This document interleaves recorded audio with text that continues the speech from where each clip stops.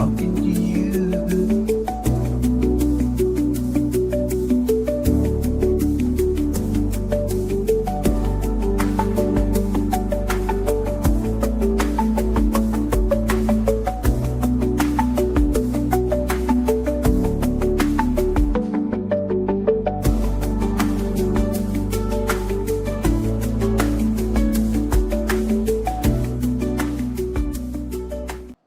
Hello, and welcome to the RJ Square podcast, where we invite you to join the conversation. I am Jamal, and I'm here with Jermaine and Renell, and we're your unfiltered crew, diving into life, culture, manhood, and so much more. We stream here live whenever we want, and hit that subscribe button, drop a comment, and join the conversation. Help grow the channel and build the community. I just woke up, but hey, we about to start this anyway. Let's get into it. Renell, what's good, man? I'm well, young man. I'm well. It's good to see you. You're looking like you may need a cup of coffee, but you look good. It's amazing how quickly I can get ready in like 10 minutes, man. That's right. Anyway. Cold water, baby. Cold water. Exactly. That's good. Professional. Oh, shit. See, I should have read that before I was about to say it. Jermaine, okay. What's up? Professional meat beater here. It's a Sunday. Sure. What's today's date? The 28th? I think so. Yeah. NFL game day. Don't feel bad, Jamal. Raynell woke me up with a phone call at 11:30. Since then, I've smoked 3 cigarettes, poured myself a drink, took me a shower, got dressed. We're all here, ready to get it started. Let's do it. Look at Renell being the adult in the family. I like that. Yeah, I'm usually like yeah, exactly, right? I'm like I don't know. It's like that Freaky Friday where we're switching bodies or something. I don't know. I think you're rubbing off on me, brother. Anyway, all right. So obviously we have a special guest, David, in the house. What's up, David? How you been, man? Good. How you been? Can't complain. We're gonna get to you in a second. I just wanted to say something to you. I didn't want you to think we were ignoring you, but we got a little housekeeping we like to do in the beginning. So who does the we haven't worked this out. Who does the social presentation? Let professional meat beater do it. Yeah, go ahead. Can you give our audience a rundown of where they can find us on socials? Yes, I can. Welcome to the RJ Square podcast. For YouTube, we are at RJ Square Podcast. For Instagram, we are at RJ Squared _ podcast. For TikTok, at RJ Squared 7. For X, formerly known as Twitter, at RJ Squared Podcast. Facebook, RJ Squared Podcast. Snapchat, RJ Squared 25. And anytime I say squared, people, is simply the number 2. All right. And let's see. I'm about to switch this up. Oh, nice. Oh, shit. I love it. This is what I can do. This is what I can do in 3 minutes. So nice. So we have David. He is our special guest for this afternoon. I just want to give him a shout out. And David, it's been a while since well, actually, no, that's not true, because you were on as a participant a couple days ago. You had the handle Behave. Is that you? Was that me? Might have been. I'm on so many podcasts nowadays that gets around. Yeah, see, here's the thing. That was a simple yes or no question. But anyway, we're gonna keep moving. Yeah, why are you acting coy? I don't know. I love professionalism. What? Well, either way, negative or positive, we appreciate the engagement, David. If you are or aren't behaved, I think I was the first one said, bro, that's David. But we appreciate the interaction. Thank you. So what's been good, man? Catch us up. What's been going on since high school? Not much. I've been doing a lot of things, actually. I was, after high school, everybody just kind of separated and went our own ways, and I just started working a lot with my father. And then after that, I just kind of, I don't know, the background on me is I started drinking and didn't stop for a while. And then I got sober when I was about 33. And from then on, it's just been work, family, growing old. I got 2 young ones now. I got a 5 and a 7, about to be 6 and 8. never thought I'd be the family type, but once it happened, it just kind of kicked in, and now I just kind of raise babies and pay bills. Same thing All right. getting old's about, ain't it? Yeah. I think you summed it up pretty well right there. Yeah, I mean, we all have kids, right? Yeah, we do. Yeah. I have two boys, 11 and 8. Wow. Renell has a son who's about to. How old's your son, Renell? 11 or 12? 12. Yeah, he's a year older than my kid. Okay, yeah. So we're all fathers here, so we understand that. My son's a grown man, 26, out there trying to slang dick. So here we go. That's Way to go, man. Way to go, Kev. Let's go. Shout out to Kev. We love you, Kev. Yo, grown man at that. Yeah. All right, did y'all want to jump in? I got plenty of things I could ask David, but I want to. Yeah, I'll jump yeah. in real quick. And for the audience, just to give you a little background and context, David went to Atlantic High School, Delray Beach, Florida, with us and graduated back in 1995. David, good to see you, brother. Love the Rastafarian look. It fits you. Thank you. What I'd like to ask you, just to kind of jump in and kind of give you a softball to get into the questions, because I've got a laundry list of questions for you, young man. If you, like, going back to Atlantic, if you had to pick one word to describe your overall experience at Atlantic High School, what would it be and why?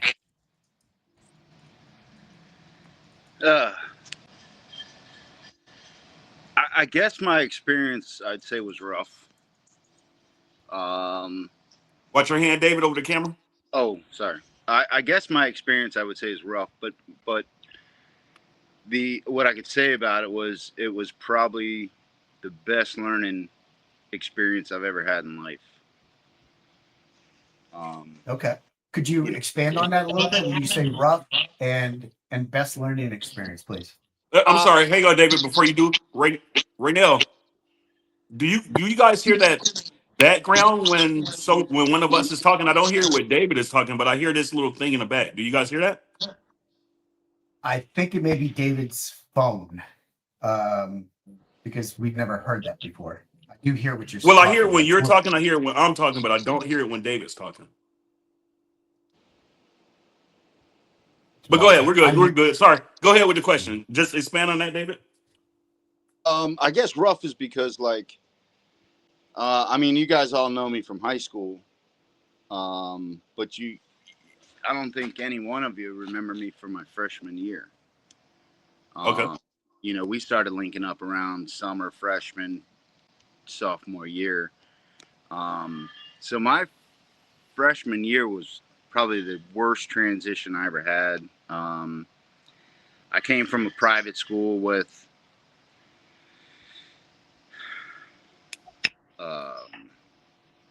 sheltered, I guess you could say, a lot of sheltered kids. I mean, we had like 15, 16 in our class going through. Seeing that now, and then coming into a high school, and it was small, and then coming into a high school where it was just absolutely huge. It was rough getting to know myself, because from the private school, I was, you know, Rusty and Billabong t-shirts that didn't fit because you couldn't buy 2XL at Nomad. And then it's straight into high school with fashion, and the structure was just 100% different. So I didn't really, I was lost my freshman year. I'll be honest with you. I was lost. And it was a tough experience, understanding culture, understanding different people, understanding that you're not the toughest kid in the class anymore, understanding, you know, back in our day, they call it the ebonics. So you made sure when people were saying things that you'd understand what they were saying. And it was a rough experience walking into Atlantic my freshman year. I can personally say that. I have a question. So I understand you were sheltered to a certain extent in school. Were you also sheltered in your home life? Like, as far as the different types of kids you were around and things of that nature? Because I'm pretty sure you said your school was fairly smaller. Atlantic was larger, more diversified. Was it that case also in your home life as far as diversification? Because you're from Boynton, I believe, right? Delray. Hey, Yeah. hey, Okay. hold on a second, Jermaine. So I found the culprit. It's definitely David's phone. David, after when you're not talking, do me a favor and hit the mute button, I and can that do it. way. I can do it Okay. for him. Yeah, don't All worry right. about it, Thank David. I you. got you. Don't worry about it. Okay. Thanks, Chick. But go ahead, David. Yes, I mean it was 100% different. From school size to class size to ethnicities to culture to you know everything. Everything was just completely 360 for me, or 180. Okay. Okay. Go ahead, Ray. All right, buddy. So, you kind of alluded to, you know, your weight or whatever during high school in your intro there in the softball question. I want you to. This is kind of a twofold question. Can you remember a specific moment, where or maybe like a turning point where you realized, hey, man, weight was making your experience different from anyone else's? Um,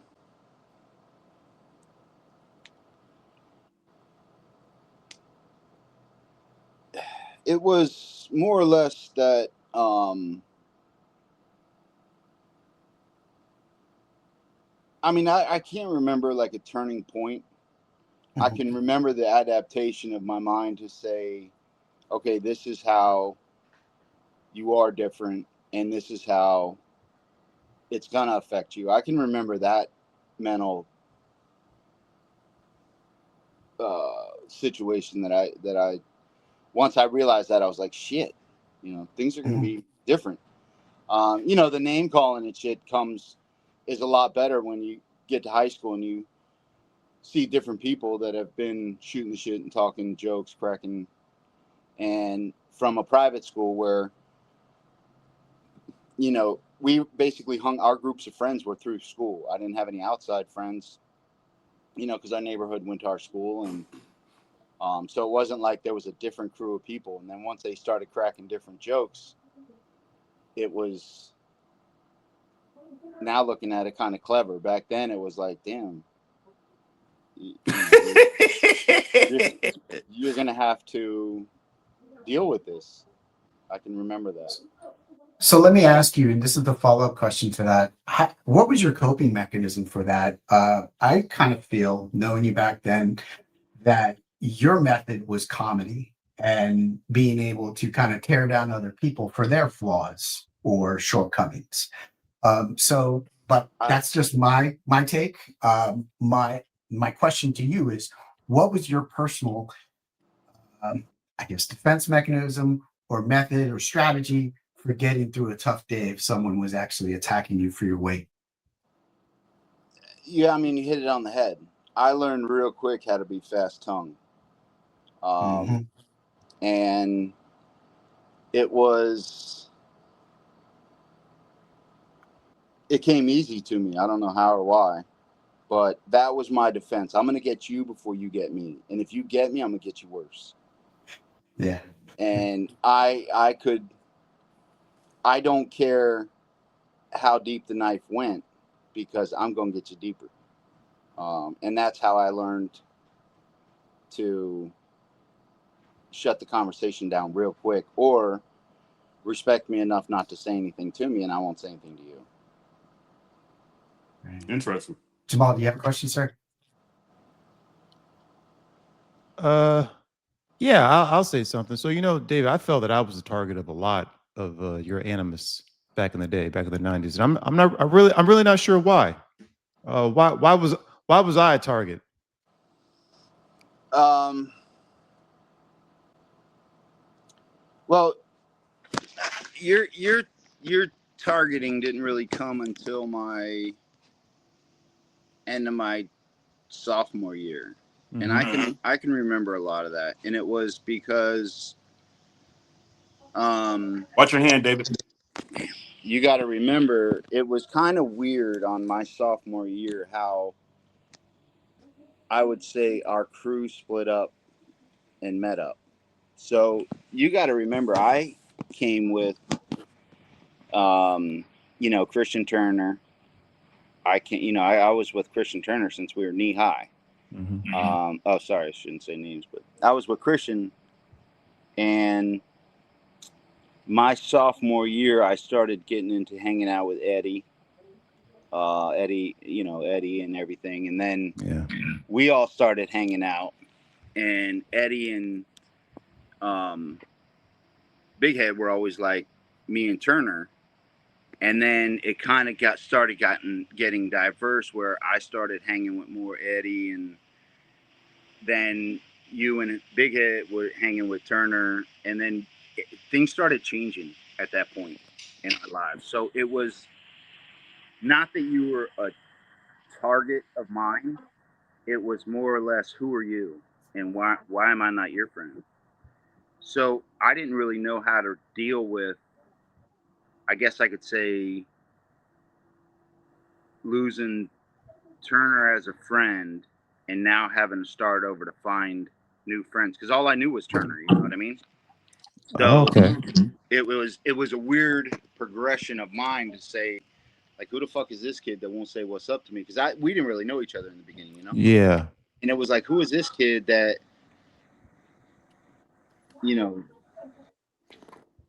that it was a weird point in my life right there, I would say, not knowing how to adapt now that I don't fit in at school and I'm losing my core. Like, what did I do wrong? So I took it as not a personal attack, but if you're going to be his best friend, why you don't know me?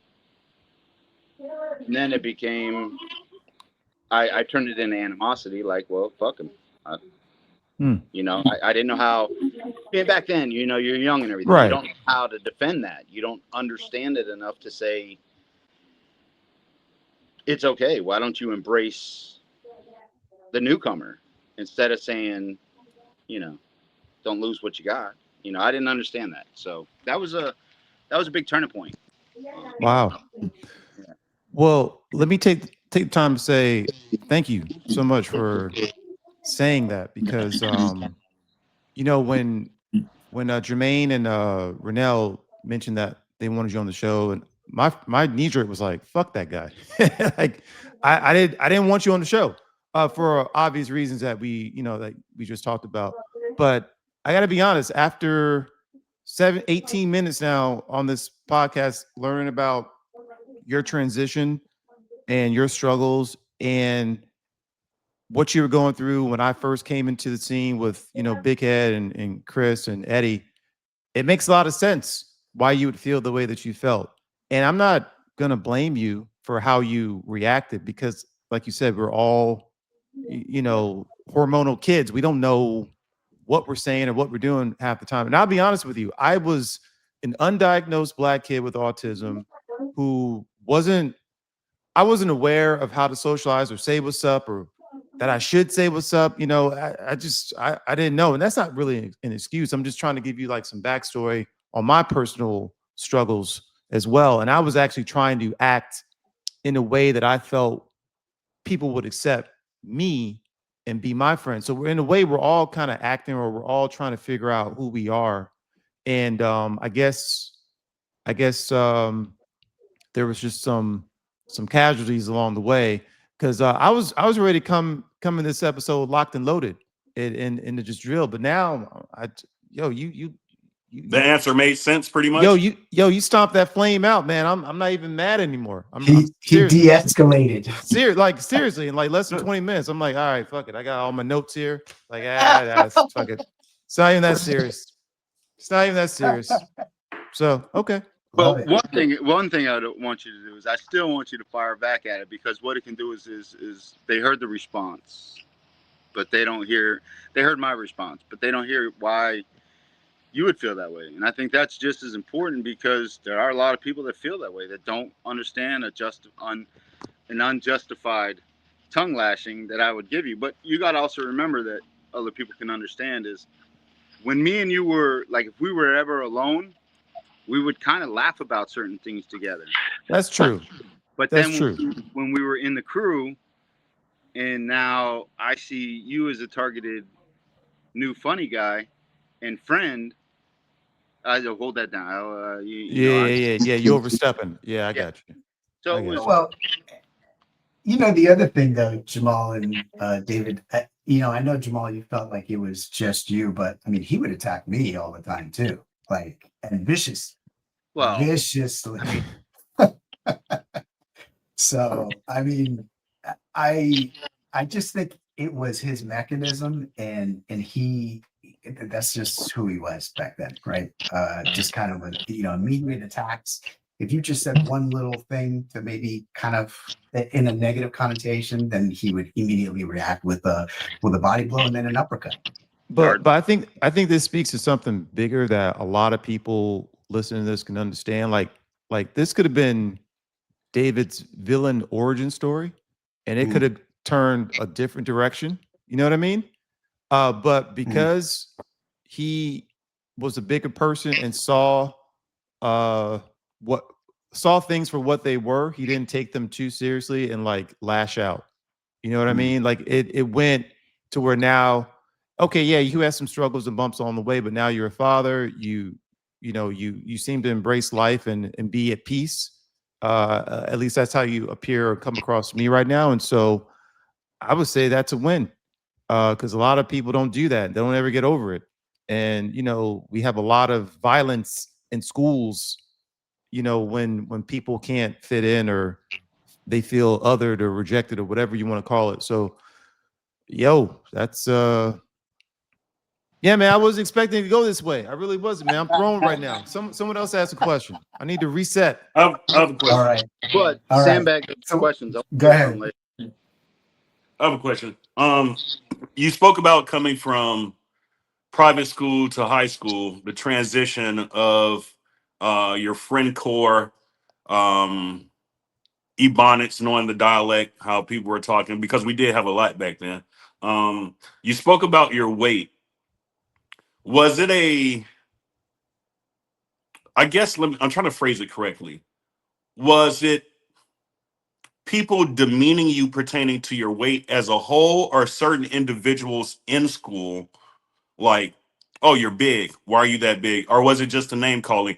Because there was a lot of people at Atlantic, so I can't think it was the overwhelming majority that was cracking jokes on you pertaining to your weight. No, it was. It all stemmed from me. It wasn't like I had the hardest time with my weight. Um, with because I still, as big as I was, I'd get on a hydro slide behind the boat. As big as I was, I'd still play baseball or Yep. run down and try to play basketball with you guys. So it was not the physical aspect of it. It was more or less um, uh, cultural. See, I came from the side of the side of the schools that would go to the beach and let's go suntan and let's go play volleyball at the beach. Well, because that's the age that we just got to, where high school is, and then we could ride our bikes to the beach by ourselves, stuff like that, or get dropped off at the beach. That's the age that we were hitting. And the reality is, can't go to the beach. What am I going to do? Go out there, take my shirt off, suntan, hobble around? You know what I mean? So I took it as um, more or less it's my weight kind of shut down my social activities, my social life, my direction of where and what I wanted to do. I had to build, I had to start picking and choosing where I can and can't go. Right. So that's where I think a lot of it came from. Okay. I have another question. You spoke about drinking and not getting sober until you were 33. When did you start drinking excessively? I started drinking late. I didn't start drinking until probably 22. Is there any particular reason that you started drinking around that age? Isolation. Isolation from the social group, because you got to remember, at that age is when exactly when it happens where, all right, Bruno's been off to the You're gonna have to define Bruno because nobody knows who Bruno is. sorry, Raynell has Bruno is what we've called Raynell from high school. It's actually Raynell, but thank you. All right. Yeah. But you know, he'd been gone. That was his second year. Frankie was slammed in the restaurant. Turner, everybody, they went to college. Mm-hmm. And then I started hanging out a lot with Philip, Rennell's younger brother. And Eddie was at PBC playing ball. So it's like, I wasn't going to go hang out at the parties. I couldn't fit in the submarine with Bruno. You know, this kind of thing. So it's like, what I can't get through the hatch. Hey, you so funny. at the end of the day, it's like, what do I do now? So I started going to work. I'd start staying at work later just to see if I started just doing a different, like more money, more work. And then I would be around a little older crew of workmates, and they'd say, well, come up to the bar after and shoot pool and blah, blah, blah. And then I'd go up there, but I never really drank. You know, I never drank in high school. Every once in a while I would drink type things, but, you know, I never drank. And then I started social drinking, and then I'd go home. And it just became, you know, go home, drink, and then chill. So it was, I picked up a lot of fishing. Back then I was doing a lot of bridge fishing and snook fishing and stuff, but then what? You go home and watch TV. So it was, my social life went to drinking. That's what happened. Let me ask you: did one day you just look up and like it was years later, and you realize, wow, I'm drinking like every day when I'm not with people, when I'm with people? Like, how did you come to an understanding that maybe? Well, let me ask you this: are you an alcoholic? No. Okay. Have you ever gone to like AA or anything of that nature, or you Oh, just put down the bottle? no, I went to treatment. I got 15 years clean, but Okay. Good I for don't you. consider myself an alcoholic though. Okay. What made you put the bottle down? Treatment. Well, not the treatment. What made you say I need to go to treatment to change my life? Was it Um, something a yeah, kid? Was it a girl? Was it it was my yourself? mom. It was my mom. Wow. Um, yeah, it was my mom. So, just a backstory on why and the reason I went to treatment. So I started drinking a lot, and I was coming home hammered, and I was living back at my mom's at this point, and it would be, I'd come in late, staggering, whatever, go straight to my room, finish off some more, and I'd black out. So then I'd get back up at 8, go to work, get done with my work by 3. I'd start drinking again after work, and then I'd pick up a bottle on the way home or stop by the little hole in the wall bar, drink 4 or 5 drinks, get a bottle, go home and just drink. So she was getting real concerned with me driving all the time, drinking. She'd start, you're drinking too much, you're drinking too much, you're drinking too much. And because I was a blackout drinker, I would come home, I'd power drink until I passed out. Damn. Yeah, and I got to roughly a handle a day from 3 o'clock to when I blacked out. And she was getting really concerned because alcohol, we had some alcoholics in our family, or people that drank too much. So I said, okay, Mom, I'll let me start chilling out. So the real story is my mom was pushing it and she was crying at nighttime. And you guys know me with family that like, even like how I used to try to protect my siblings and stuff. But when my mom cries, lights out, I'm done. I got to fix it. And that was with any problem that mom ever had. So one night she's like, David, that's it. I'm taking you to treatment. You got to go in, dry out. You got to change. And she started crying and crying. I said, Ma, deal. Let's go. Whatever you got to do, just stop crying. Next morning, I woke up and there was a duffel bag at my front bedroom door. And I was like, the fuck is this? Because obviously I don't remember. She's like, you said you're going to treatment. Let's go. Get in the car. So at this point, I was working at my dad's shop, and I was basically the one in control of getting everything done, jobs coming in, jobs coming out. So I was like, all right, fuck it, let's go. I didn't know anything about it. You know, and we're right there in the smack of Delray where they have these government treatment plans and every facilities and stuff, and I didn't know anything about it. So I was like, let's go. So we get in there, we go to lunch. Mom was like, let me take you to lunch, calm you down. Let's go see your dad, say goodbye, because you got to go in and dry out for a few days.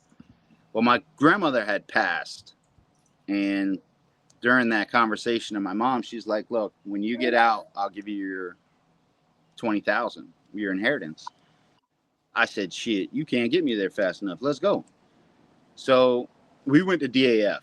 I don't know if you're familiar with DAF, but it's the Drug Abuse Foundation right there on Swenton and Delray.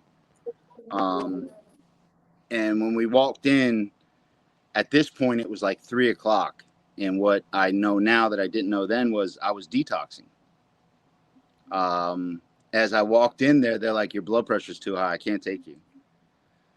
So I also suffer from white coat syndrome, having anxiety. So I was like, okay, let me go outside and smoke a cigarette, increase my blood pressure more and calm me down.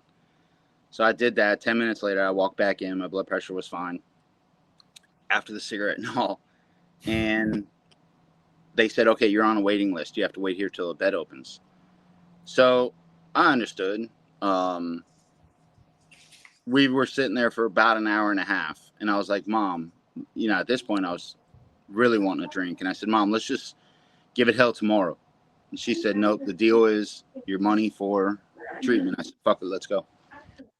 Well, once it was about 4:15 and there was a sheriff pulled up with obviously a drug couple, a female and a male, and they had to drag him out. And you could tell she was rough and he was even rougher. And they're dragging him in there and court ordered police. They get first drive at these places. So they got put in. They're like, ma'am, you got to wait. You're going to have to wait about another hour.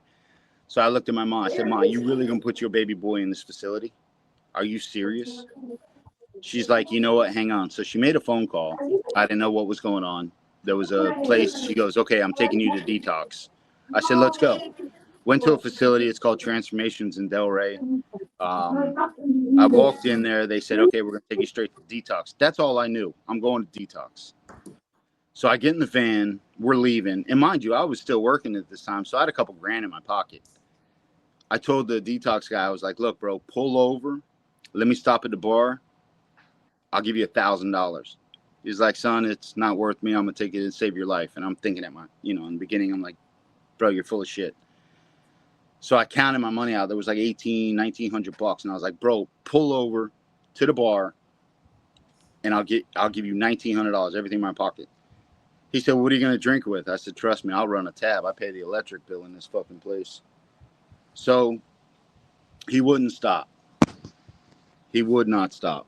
So after that, we went to this detox place. I sat in there for 5 days and detoxed. We get out, and I meet my mom back at the facility, and she's got a duffel bag.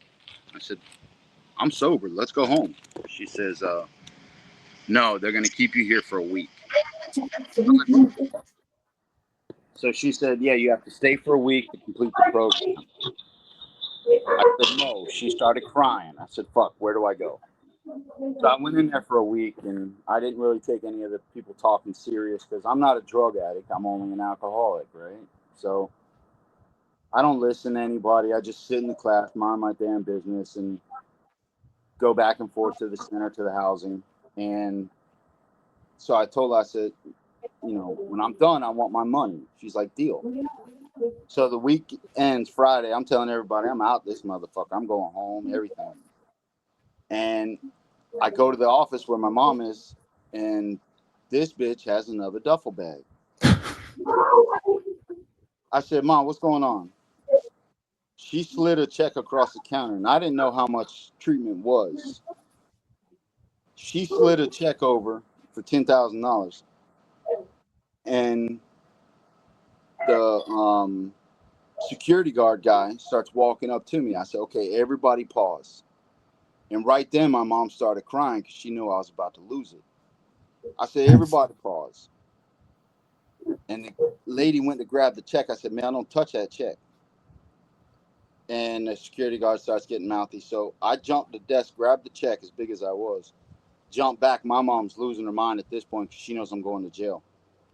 I said, Mom, what is this check for? She goes, that's the balance of your treatment. I said, balance? I said, how much was the fucking deposit? She said, 15,000.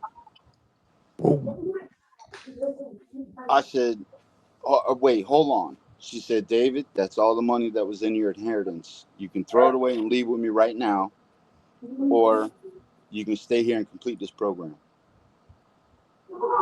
So they got the check, and we were kind of in a limbo, and I didn't know what to do at that point. But then the old Dave snaps in. And I said, okay, well, if my money's gone, y'all motherfuckers gonna put me up for the next 3 weeks. Let's rock and roll. So now I was mad at everybody.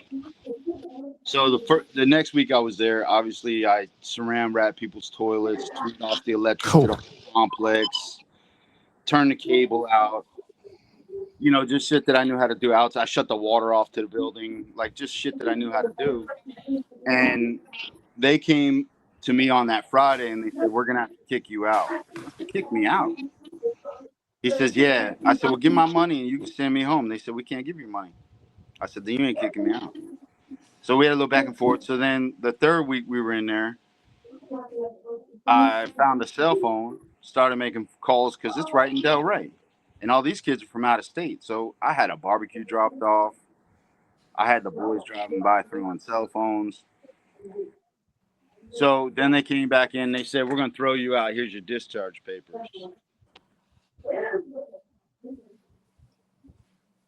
Oh, Okay, we lost David there for a second. we lost David. He was getting good. It was very good. I had some Yeah. follow-up questions for him. He might come back on. Do we need to invite him back on? You should be able to click the same link that Renell sent him. Okay. But text him that right now. Yeah, go ahead and text him. But it seems like he's still there. Yeah, maybe it's just a bad connection. But anyway, I don't know if I you was guys just going to crack a Heineken in front of him. I was like, damn, maybe I shouldn't do this. Oh, shit. I'm being serious. I'm so glad you didn't. Getting ready for game day. I literally went to the. I was like, hang on. This dude was just talking about giving I was up. wondering why you went off camera, because I went off camera because I'm checking myself like, damn, I'm hot. Like this story is like making me sweat. Like I feel bad. And so I had to check myself. But anyway, I looked up Delray Beach, Florida is known, and this is back in August of 2023. Delray Beach, Florida is known as the rehab capital of the United States. Did you guys know this? What the fuck? Yeah, let me read this to you. Due to its high concentration of drug rehabilitation centers, No, you broke addiction off. You're in the black Just right now. mute So right what you now? do is you just turn it off and then come back in. I'll mute him because he don't know what he's doing. Hold on. There we go. So let me repeat what I was saying. So Delray Beach, Florida is known as the rehab capital of the United States due to its high concentration of drug rehabilitation centers, addiction treatment facilities, and a thriving recovery community. Wow, never knew that. Yeah, yeah. So as he's saying this, I'm like, the damn. Thank you. What was his name? Runel? Oh man. Ruru? I don't know. I never heard. But I wanted to know what options. So he's right. Everyone kind of went their own way. Like I always knew it was never even an option. I had to go to college or my mother would kill me. So there he is. He's back. He's coming. There you go. All right, good to go. We don't see him. Yeah, but you're still not showing up. What's going on with your camera? Is your phone dead?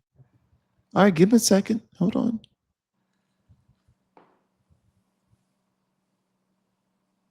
There it is. There you go. Now we just got to invite him in. He's invited. Yeah, he's in there. Do you hear us, David? Can you hear us?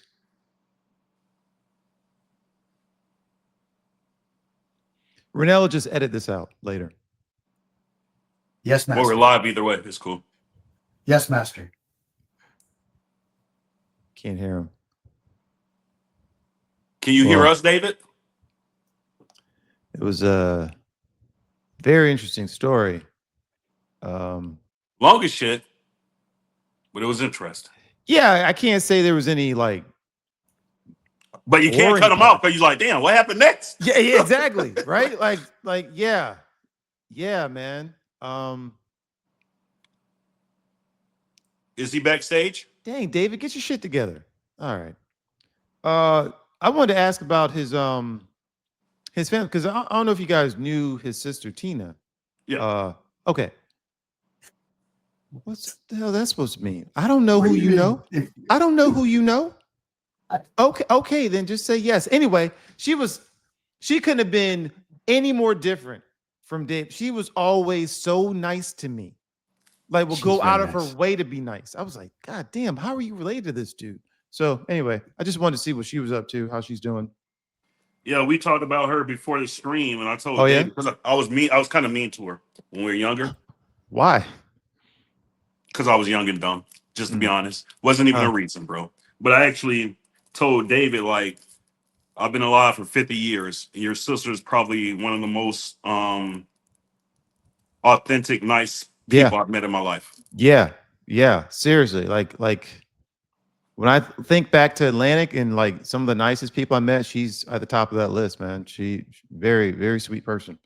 And so it's not surprising how loving and like fiercely loving his mother was towards him, because it sounds to me like, you know, Tina may have gotten that from their mom. So yeah, man. Tina, I mean, shout out to you if you're listening to this. Yeah, for sure. I was inspired by that. You know, I don't think my mom would have worked that. She probably would have given up halfway through. Get your ass out.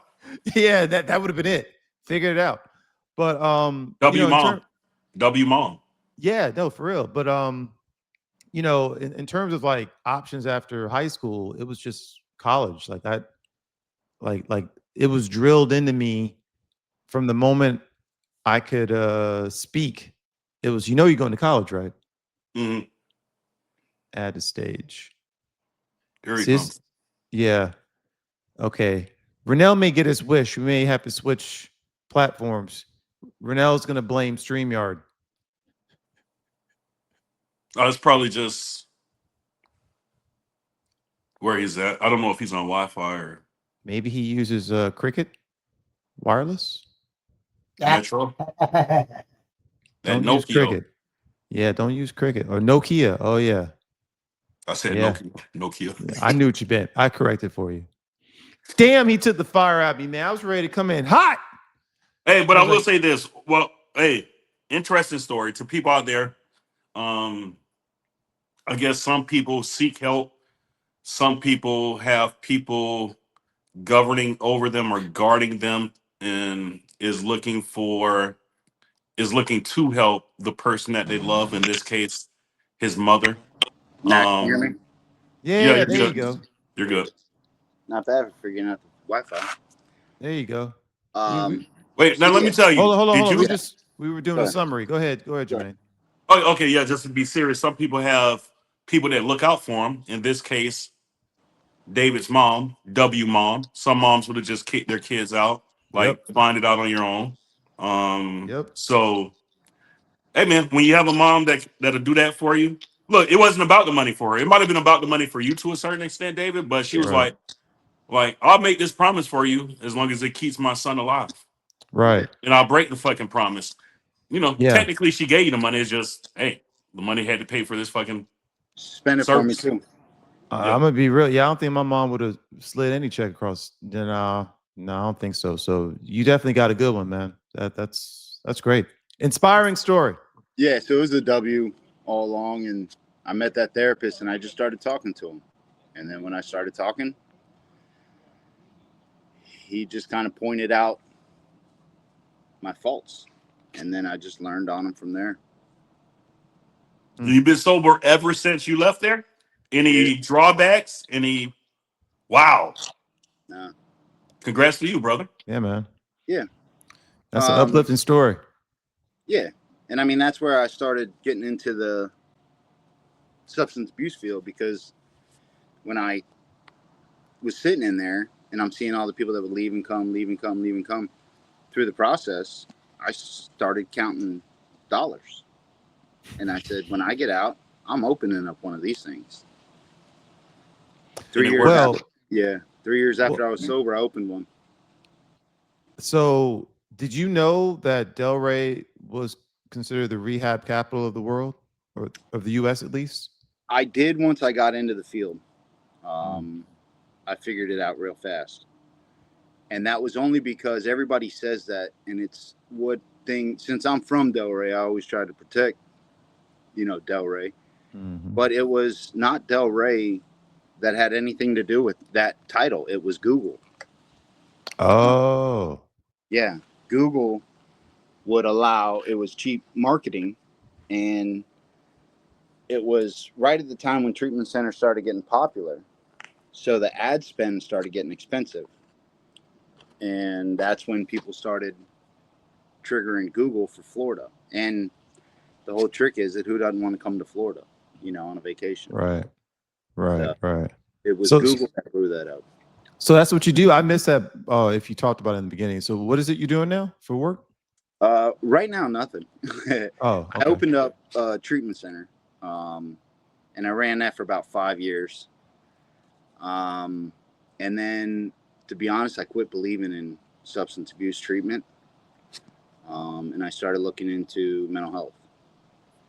And it makes a lot more sense, because in the program, it teaches you drugs and alcohol are not our problem, it's our solution. So I'm not going to keep telling a kid that fix something that isn't his problem. I wanted to get to a solution. What is your problem? And that's why I started going mental health, because if drugs and alcohol is not my problem, it's my solution. What is my problem? Well, my problem is myself, the way I view the world. And when I got into mental health, I opened up, actually, I went and got my license for APD, American Person with Disabilities. And I started American Person with Disability license and group homes. Then when I figured out I can't go after my own clientele, it came through the social workers that I didn't want to be regulated in my own business. So I went to, they call it an RTF. It's called a Residential Treatment Facility for Mental Health. And that's when I opened up a residential treatment facility house. And it worked for a little bit. Then I took a deal with some partners that just didn't pan out. I didn't really exist with, and I just kind of shut everything down, because I didn't want to keep moving at that point in the direction they wanted to move. Because for me, it wasn't really about the money. It was about making it a purpose. Because with the substance abuse, treatment centers, you make a killing, and it's a large amount of money. And I saw that money come in and out, and at the end of the day, it didn't impress me, because I'm still the same asshole I was to Jamal and Rennell, and I hated Jermaine, so it was like... No, okay. So let's go a little lighter. Let's go a little lighter. Hey, why did you hate me? Hold on a second. Because you had a slicker tongue than I did. You could talk faster than I could. You crack back a lot faster. I can see that. Okay. Yeah. Jermaine is unmatched at being an asshole. That is just That's true. that's fair. Unmatched. Unmatched. Yeah. I always liked David, though, man. I will say that I always liked David, bro. Same thing with Jay. I always thought it was good people. I just didn't know. Like, again, same thing with Jamal. I had nothing to do. I had no reason to hate Jamal except for jealousy. And it's like, that's the stupidest thing in the world to, I don't know. Now knowing, you don't know that when you're a kid struggling. Yeah. Well, for the record, I didn't like David, and I still don't like David. So just let you know. I can agree with that. So I also missed this part of the conversation. I knew your sister Tina from high school, and I was just saying to them while you were off how she was like the sweetest person to me, like just always encouraging and very nice and all this and that. And when you talk about your experience with your mom, I can see where she must have gotten that from because your mom sounds amazing. So just really quick, what's she been up to, and do you still have a good relationship with her? Like what's going on Yeah, with that? yeah. Me and my sister, like, you know, Bonnie and Clyde, still. Um, she still does. She went and got her hygienal for a while, hygienal license, and then started doing some of that, and then just kind of she stepped up with the family real heavy when it came time. Once I shut my business down, she was working for me for a while, or with the family, and we shut all that down. And my grandmother got sick, so she kind of aided my grandmother. And then after that, my father got sick. She aided with that. Now my mom's getting old, so it's kind of like Tina for the last 12 years has been kind of the family caretaker. Just helping everybody. That's Yeah, that's on brand for Tina though. That yeah. makes sense. Yeah. And she works, full time. She still does nails like she used to back in high school, and she's got a decent clientele, and so she has to work and pick up. But yeah, she's good people. Yeah, for sure. Polar opposite, I always said, but now I'm not too sure. I think you were just dealt a bad hand, man. You know, Yeah, um, hmm. I wasn't expecting this. I wasn't. Well, I think you know what. I think this is a good podcast because it shows when you're young how not impressionable, but how you look at different relationships. Like he was saying, he had a core. The core was what he saw or how he viewed it was interrupted. Some disdain might have been there, didn't know how to handle it, didn't know how to have a conversation. Um, so some shots were fired in one direction or the other. Got older, realized people move away, things change, nothing remains the same forever. Mhm. Went on a little bender with the alcohol, fought back, had a good mother in his life, Yeah. and well, let me ask you this: as far as the businesses you open up, um, in the height of your business, how much money did you see approximately Here we go. for that genre of business with recovery and mental health and things of that nature? Because Jermaine's interested in diversification. That's why he's. I guess without pinpointing a dollar amount, because I also was like Post Malone at the strip club. I mean, I would get a $10,000 brick. The shoes of Gucci's and everything else. So my habits of spending were ridiculous. Um, I would say in the height of it, I had a business. I had two businesses in the height of it. I also had another business with, sorry, I shouldn't say that just in case. I had a friend that had a business that processed 39 million in 4 years that I was close to. I had a treatment business that um, I was lucky to touch probably close to a million with receivables. And then I had about $1 million worth in real estate. Um, and that was the height of it. That's basically where I could put my height that I've tried to reach and obtain. Yeah. It's a good Yeah. story, man. Yeah. It Hey, And, is. and today I'm broke, so I mean that's an even better part of the story. money comes and go, brother. You still That got your family, kids it does healthy. it all day long, and that's You all you can good. ask. You good. You That know, means you're good. the funniest thing is when I'll go into a meeting. I've opened up treatment centers for other people. I've helped them out with their paperwork and licensing and stuff like that. But and the the funniest part about this is I'll still go into meetings because people will know who I am, what I can do, um, and they'll ask me, well, can we do this? Can we do that? And it's the people that know me now I always make a comment that I tell them I got a pool and kids at home. I don't want to do it. Can I go open a year ago? I opened here, case in point. I opened up a treatment center for somebody. They were failing. I got their paperwork and their compliance back together. Got them accredited with the insurance companies. Staff top to bottom, 24-hour. And when I was there, we turned them to around $700 a month. Was their 700,000 a month? Yeah, was their billing. Obviously, you don't collect that. You're going to gain around 42% of that profit. But I turned their numbers that high monthly, and then we kind of fell out, and I just walked away from it. So I've learned that making money is the easiest thing in the world. It's how you live your life, because money is not important. So nowadays, I just sit down, man. I'm helping support my wife on her esthetician business. She's got her own spot now, and it's doing well for the second year that she's at it. But living paycheck to paycheck, because everything I had was kind of got me to this point.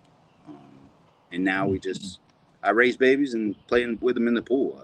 Money is not a drive of my life anymore. And it won't be. I don't care how much paper they put in front of me on the table and everything else. I make the joke about it. I have a swimming pool at home. I don't give a shit. There's been a couple things that we're starting to set up and starting to look into that I'm trying to drive towards. And one of them's the adolescent mental health that I'm trying to build a program for. So basically, I like to hunt. I like to get it done. I just don't like the ongoing business, emails, that kind of stuff that makes your business thrive.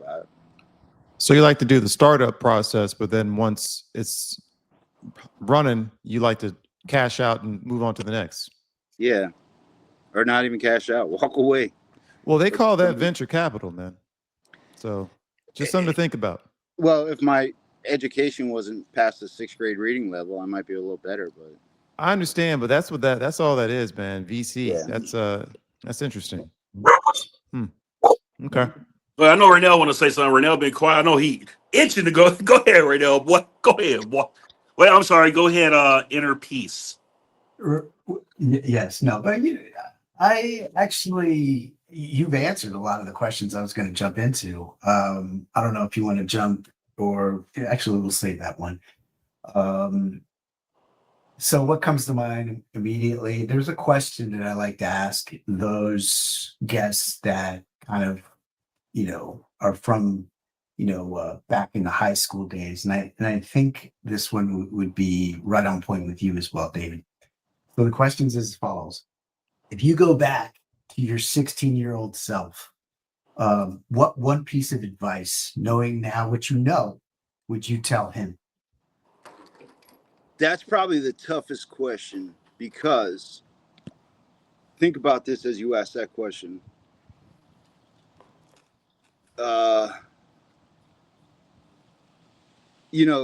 Think about Back to the Future. If Marty McFly goes back and changes something, from that point on, everything changes. Look at how many people knew Big Ace back in the day, and how little For I the knew audience, Big Ace is David Cox. Sorry. Yeah, that's the punk at 16. But think about how many people knew me.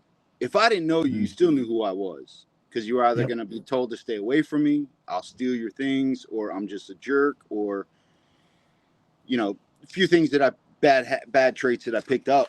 Just think of the ripple effect. I mean, Hal, just think about it. I mean, we might not be sitting here at this point if I changed anything. Would Jamal be so successful if it wasn't for me? I doubt it. So, joking, Jamal, joking. Yeah. But you see what I'm saying. Got this, Jay? So, would I correct anything? I don't think I would, because kids are going to have to go through this, and kids will go through this. But it's how you learn from it. It took me a longer lesson in learning, because I was an alcoholic, shut down, and just dealt with it my way. other kids develop a little different than I do. So the reality is there a need for bullying? No. But is there a need to learn boundaries? Yes. And are we going to learn them when we're a kid? I mean, look at our school systems. Look at the ratio of single parents. Look at the ratio of charter schools popping up in minority cities. It's a huge character builder for adolescents that are taught how to deal with this instead of learning how to deal with this. Now, if I was taught differently, I wouldn't have done a lot of this. But me growing up and you guys saying, what would you change? I don't know what I would change because I protected myself the best way that I could and the best way I knew how. So would I change anything? No, I don't know the outcome. So that's a lot of reason why I don't. The question, yeah, that's a good response. But I think if you could, what piece of advice would you give yourself back then as a 16-year-old David Cox, aka Big Ace? Well, I think he answered the question. Kind of, but what he's looking for is like, he's looking for me to say something, which I would just tell myself that understand my thinking patterns and get to know why my thinking pattern. I would make myself understand myself a little more. I would tell myself, look into yourself of why you're doing this and don't be afraid. I guess the answer would be don't be afraid, because Awesome. I would I tell, love that. you know, I wouldn't have been afraid to tell J-Dog that he's hurting my feelings, or I wouldn't be afraid to tell Jamal I'm hurting your feelings just because I don't like you. You know, you know, so it's like that kind of stuff. And when I got older, I think I have maybe one regret. I don't want to really say his name because I think I hit a nerve with him when we had a conversation about it. But we had a mutual friend that was getting married. And we were all at a party together and we were all hanging out. And this, you know, the friend kind of looked at me like, you know, they were all talking about the wedding coming up. And I'm sitting out there just not engaged in the conversation, but I'm sitting right next to the dude. So he turns to me and he's like, hey, Ace, you know, I really wanted to invite you, but I only had so many seats. You know, like try to give me some story. And I was like, why would you invite me? And he was set back. And he said, what do you mean? I said, well, I mean, we were never friends. And we weren't, now that I understand this. Yeah. But I think I hurt his feelings because he didn't understand. At that point in my life, I started understanding friends and acquaintances. But he took it like I was just being a complete jerk. But the reality is we weren't friends, because I can sit back and say, me and J-Dog were never friends. We were great acquaintances. We had fun in high school. Me and Jamal, we weren't friends. Not because I was such an asshole, but the reality is, Jamal, we didn't have much in common. You see what I mean? Now that looking at it as adults. Yeah, being objective about it. Yeah. Right. So if, you know, that's like me turning to you and saying, why didn't you invite me to your wedding? Right. So when this guy looked at me like some sympathy thing, I wanted to explain to him, look, man, you're not going to hurt anybody's feelings. Then I'm not going to your wedding. And we weren't friends. Yeah. Pretty much in a certain kind of way, you're telling him, bro, it's cool. I understand. We're good. Yeah, like you don't even need to explain that to me, buddy. And if you feel the need, then you can say something, maybe that you thought we were friends or something. I don't know how you look at it, Mike, but I didn't take.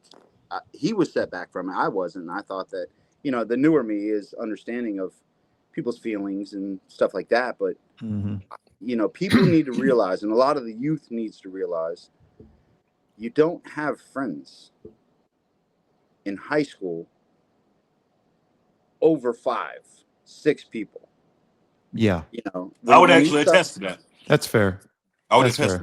Any number past that is not really, Yeah, you don't, because and when you attest it, I can understand you attesting it, but People need to understand what a friend is.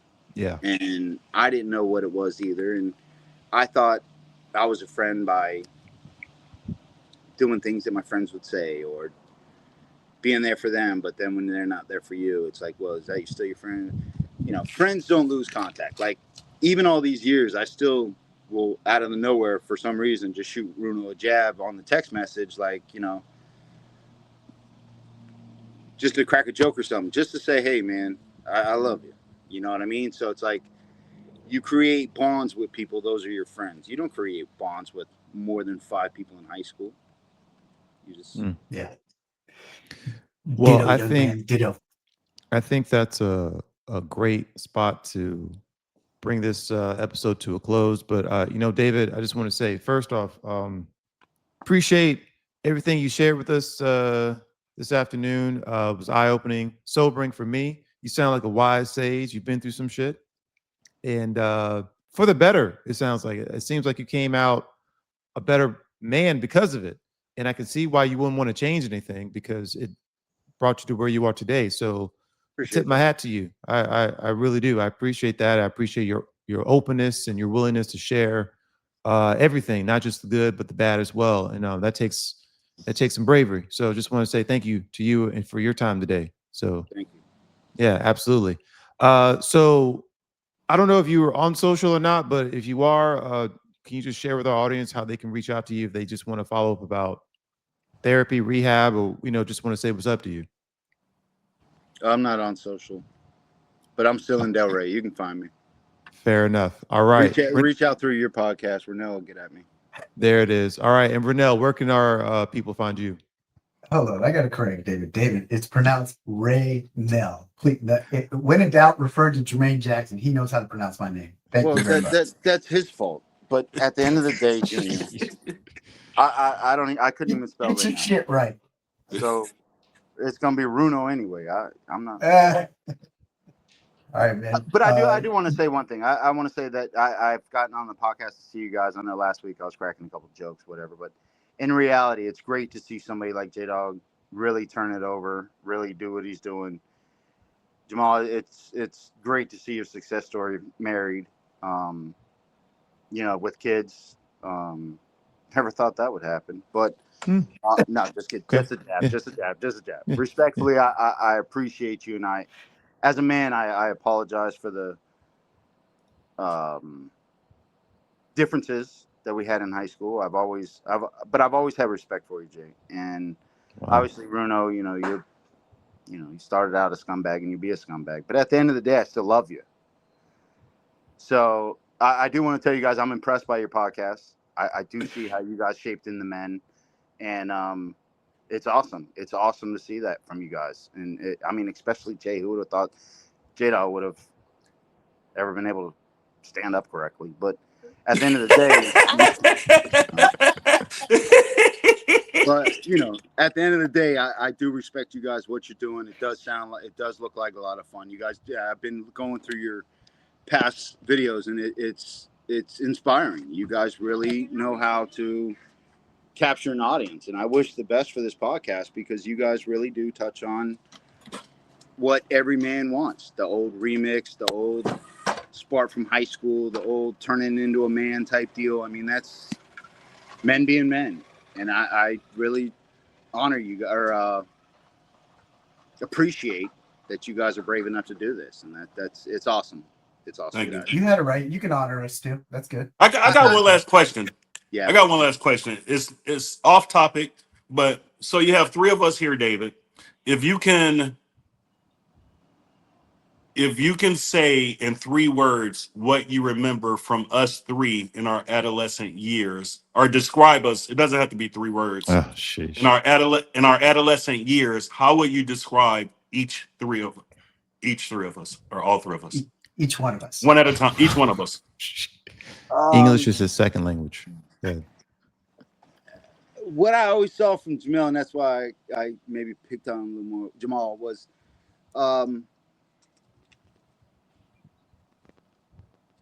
you can go in. It's okay. Yeah, be yourself, man. I can't, because the reality is comfortability. I don't know how much I dug on this dude to really hurt his feelings and everything, but he never flipped a script and fought about it. I mean, he always kept his cool. He was always collective, and it's like, you know, you could look at somebody and be like, man, that dude has his shit together. You know, he's gonna be something. And it's maybe a lot of the jealousy was that because you know, somebody that had it, it was. I always respected him for that because you couldn't. Now I might have cut the wound deep, obviously, when I hurt his feelings, but he never showed it. Tell the truth. I mean, I He kept did a great job of kind of, you know, 100%. taking it. Yeah. I kept And that was, shit inside, but to my detriment, because Yes. it caused problems elsewhere that no one else saw. So that's another discussion. But Okay, so he was stoic beyond his years at that young age. you could tell. Very proper, very Okay. stoic. Yes, great work. But you know what's funny? I met a lot of other Black people just like me who would speak, I'll just say speak proper when I went to FAMU. And that kind of helped validate me as a person. And because I'll say for the long time, I was like, what's wrong with me? How come I'm not like anyone else and this, that, and the other? There's HBCUs full of people just like me. And I needed that. And so, you know, I think that helped me on my journey.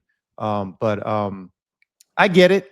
I get it. No, go ahead. I didn't mean to cut you off. Go ahead. All right, what about what do you call him? Rolo?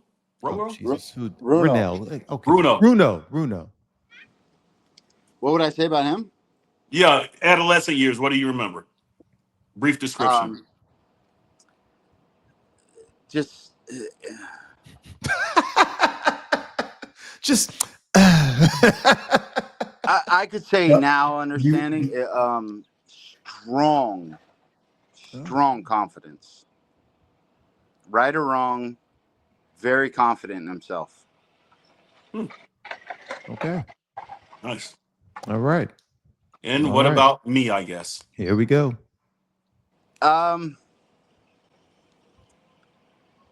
Lazy.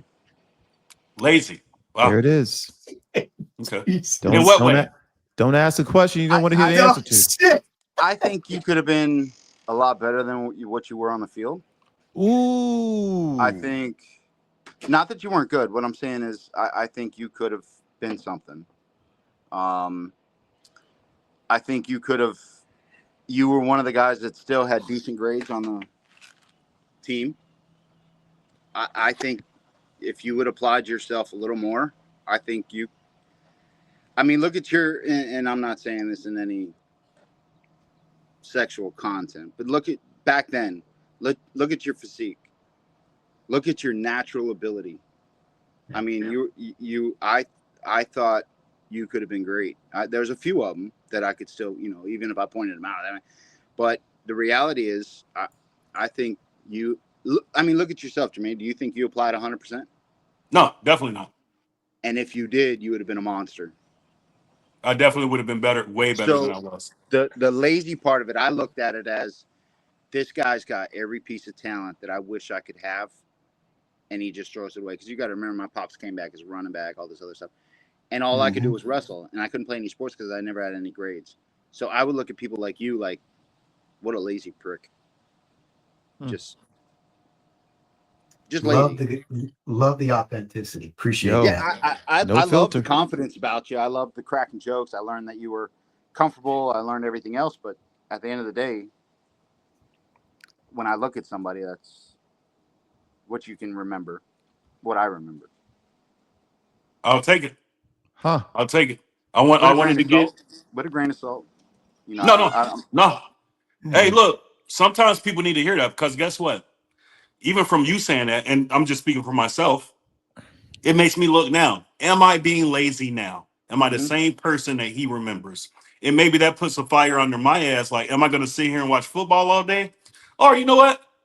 Am I going to go jog a mile or work out or do some reports or something of that nature that I need to get handled? So go get another truck. Good point. Good. Well, I would need another contract for another truck, but I do understand. Right now we're good, but once the contract, then we'll start adding on. You know, we're building steadily. Let's say that. No, I've heard. You're doing all right. Doing good. So I we're all right. respect all you guys, man. That's why I wanted to come on to really show you the new guy that you guys know of the old guy. So We appreciate you, man. yeah, You're I one and the Definitely. same. You're just a better version of yourself, bro. And appreciate Yeah, it. I would love agree to 100%. with you. that. Nothing but respect for you for coming on this podcast and sharing. Of Wish course, you the best of luck in the future. We're here.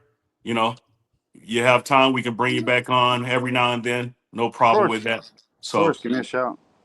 go ahead, Yeah. Jamal. Why is there a white hand on your screen, Jermaine? A white hand? Yeah, what the hell does that mean? Where He do you was see a trying to give white me a high hand? five. Anyway, we'll talk about it later. Yeah, just like that. Anyway, Renell, where can people find you on social, man? Raynell Sa _ JR Instagram. Oh, never mind. That was me. My bad. I was the white hand. Never mind. Forget I said anything. Your mouse? Yes, exactly. All right. And where can remember I just woke up an hour ago. Oh, Jermaine, where can people shit. find you on social, man? November Montgomery, all platforms, Instagram, Facebook, YouTube, wherever you're at, November Montgomery. All right. Oh, And you can that's- find me at Jamal is Good on Blue Sky. Don't know why I'm still on Blue Sky. No one else is. And Instagram. And that's it. That's a wrap for our episode today of the RJ Square podcast where the convo never stops. Thank you, David, for your time today. Appreciate your insight, brother. Wish you nothing but the best. If you vibe with us today, do us a favor. Hit the like button. Drop a comment. We want to hear from you. Subscribe if you missed future episodes. And until the next time, keep it grown, keep it honest. And as always, join the conversation. Social screen, please, as you close out. How about we end it on this screen? Okay. That's, There you all go. right. that's a pimp Love right you, there. love you guys. Take it easy, man. Take care, brother. Absolutely. All right, brother. All right, peace. Peace. Now